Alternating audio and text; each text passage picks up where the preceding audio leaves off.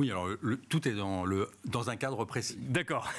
Si on revient rapidement sur le sujet de l'ESG et de la défense, ce qui est, je pense, faut avoir en tête qu'il y a eu historiquement une approche qui était plutôt éthique dans l'ESG, qui était de dire finalement certains investisseurs ne souhaitent pas financer ou s'enrichir sur des activités qu'ils considèrent comme potentiellement nuisibles ou dangereuses. Bien sûr. Donc, c'est toutes les listes d'exclusion. C'est ce que j'allais dire, c'est la base même de l'ESG, c'est d'exclure certaines activités. Oui. Le côté exclusion, voilà, parce qu'on ne veut pas...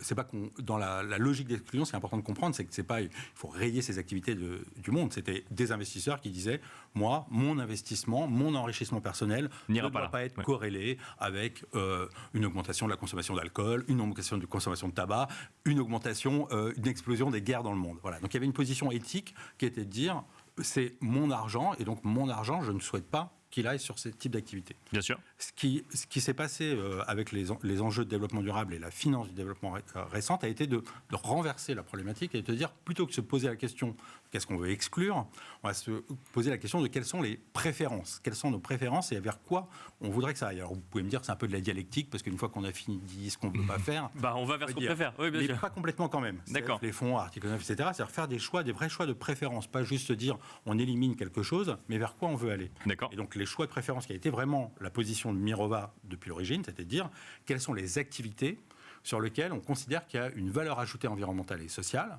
Et pour considérer qu'il y a une valeur ajoutée environnementale et sociale, c'est évidemment un cadre de pays, de normes qui doit définir qu'est-ce qui peut être utile à la société. Bien sûr. Et donc c'est là où le sujet de la défense vient, c'est de dire, si on se replace dans le débat actuel, on voit bien que le sujet, est-ce que la défense peut être utile à la société ?